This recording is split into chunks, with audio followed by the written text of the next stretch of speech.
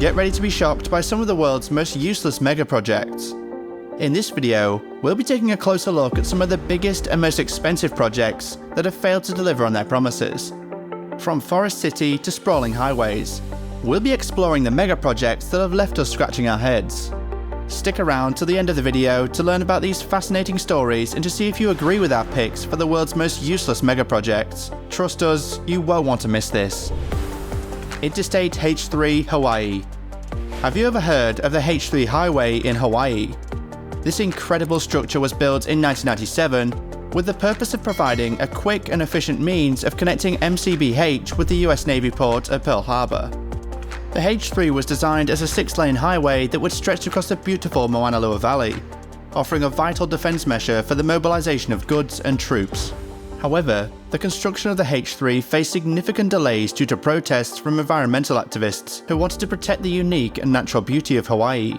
Despite the 20-year wait, orders for the freeway were finally granted in 1960, and the H3 was finally completed with state-of-the-art technology and features. One such feature is a traffic operations center, which not only manages traffic flow, but also has the capability of detecting and responding to stalled vehicles, fires, and crashes. Additionally, the center can even transmit voice messages to any vehicle with an operative radio, allowing for enhanced communication and safety. Despite its advanced features, the H3 highway has been the subject of criticism, with some arguing that it was a useless expenditure. The final cost of the highway reached an astonishing $1.3 billion, which was 5 times more than what was originally predicted. And even today, the highway sees very little traffic as the native Hawaiians choose to avoid it. Ciudad Real Central Airport, Spain.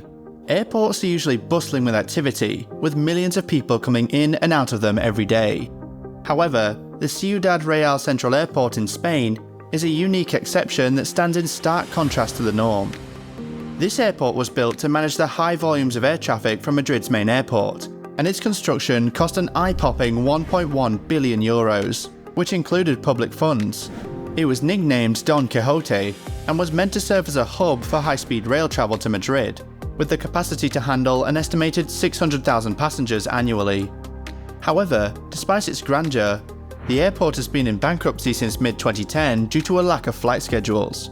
The only use it has served was when it was used by private jets, including one occasion where Prince Harry used it to attend a boar hunt on nearby property. This led to widespread criticism that the airport was a waste of resources and public funds. The situation was so dire that the airport was eventually put up for auction and sold at a low price of around $10,000. But the story of the Ciudad Real Central Airport doesn't end there. The 4-kilometer long and 60-meter wide runway, originally designed for the Airbus A380, was later put to use as a site for testing the new Lexus LFA luxury car. In 2013, Spanish film director Pedro Almodóvar even used the airport as a setting for his latest film, Los Amantes Pasajeros. This showcased the versatility of the airport and its potential to serve as a unique film location. In recent years, the airport has also gained attention as a prime example of the consequences of overzealous and poorly planned infrastructure projects. The airport was built during a time of optimism and growth in Spain, but the economic downturn that followed had a devastating impact on the country's transportation sector, leading to the closure of the airport and many others like it. Despite its quiet demeanor, the Ciudad Real Central Airport has had its fair share of excitement and use. From its original purpose as a hub for high-speed rail travel, to its later use as a testing ground for luxury cars and a film set, the airport has proven to be a resilient and versatile structure. Although it remains in a state of disuse, the airport serves as a reminder of the importance of careful planning and consideration when it comes to large-scale infrastructure projects. Naypyidaw, Myanmar. Coming in at number 3 is the capital and third largest city of Myanmar, Naypyidaw. We're talking about Naypyidaw, the capital of Myanmar. This city isn't just an ordinary capital, it's got a rich history and an intriguing story to tell. Naypyidaw is the third largest city in Myanmar and is located in the center of the Naypyidaw Union Territory. In Burmese history, it was customary for the kings to build new capitals and move there, sometimes based on astrology and sometimes superstition. However, the late military government took this tradition to the next level and built Naypyidaw for a much greater purpose, to benefit the US Navy. Construction of the city started in 2004 near the city of Myanmar, and it consisted of luxury hotels, apartments and an airport. The city was inhabited mostly by civil servants, but their families remained in Yangon due to the lack of shops, restaurants and other amenities in the new capital. The cost of construction was estimated to be anywhere from $4 billion to $5 billion, but to this day, the real cost remains a mystery. Despite its luxurious beginnings, the population of Naypyidaw in 2023 is still below 1 million, and it's been nicknamed the Ghost City. So, there you have it folks, Naypyidaw, the city that's been dubbed one of the most expensive and useless cities ever built. But hey, at least it's got a unique story to tell, right? Forest City, Malaysia. The Forest City, Malaysia, was announced as a 20-year project etched under China's Belt and Road Initiative. The city was built on 4 man-made islands centered on a man-made forest ecosystem. Initially, the Forest City was a good opportunity for investors looking for profit due to its accessibility to Singapore. The project was mostly sponsored by China. In its initial years, the city was free to access for Chinese inhabitants. Around 80% of the total population consisted of Chinese property owners. Due to the large number of people wanting properties in the Forest City, the prices gradually increased. As a result, the Malaysians could not afford the rates specifically fixed for the Chinese market. This sparked outrage with opposition from the Malaysians, and people started labeling it as a new type of colonialism.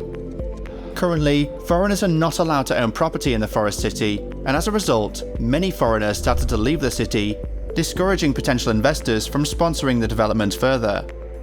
Then came the major setback. Due to Corona, most of the global travel to the city was restricted, and no new investors were willing to set their foot on land within the city due to Malaysia's movement control order. These problems caused many existing investors to withdraw from the project. In 2020, fewer than 500 people were living in the apartment areas, which was nowhere near enough to support the city financially without investors, when the city was originally supposed to host 700,000 people. The total cost of the development was estimated to be near or above $100 billion. That's $100 billion down the drain, labeling it as number 2 in our list. Yucca Mountain, Nevada. At the number 1 spot is a project that could be deemed one of the most useless, yet the most lethal projects ever to be built by the US government. Now, I don't know about you guys, but I've always been fascinated by the idea of nuclear waste and the dangers that come along with it. And let me tell you, if not dealt with properly, nuclear waste can be one of the deadliest problems we face. So, the US government came up with a solution, the Yucca Mountain Project. It was a project specifically initiated for storing nuclear waste. And you won't believe where they chose to build it, Nevada. That's right, despite more than 100 running and closed nuclear facilities in 34 states, Nevada had no nuclear reactor. So why did they choose Nevada? Well, due to the low population and congressional representation, Nevada's Yucca Mountain was chosen as a potential location for the project. But of course, not everyone was happy about it. The locals and critics continued to argue that the mountain could potentially contaminate a nearby source of drinking water, which had been used by Native Americans living in the area for centuries. Despite the opposition, the project was approved and construction was reinitiated by the Department of Energy. But then, President Obama came to office and the project was deemed unfeasible in 2010, and the funding was withdrawn. 3 years later, a federal court authorized its reinstatement, but little to no progress was made because the Biden administration indicated that Yucca Mountain was no longer on the country's agenda. After 4 years of planning, court hearings, and over $17 billion invested, the Yucca Mountain project was finally shut down, indicating Nevada's victory. And currently, the project remains dormant and unused, gaining it the number 1 spot on our list as the most useless megaproject. And there you have it, the world's top 5 most useless megaprojects. Hope you liked the video and stay tuned for more in part 2.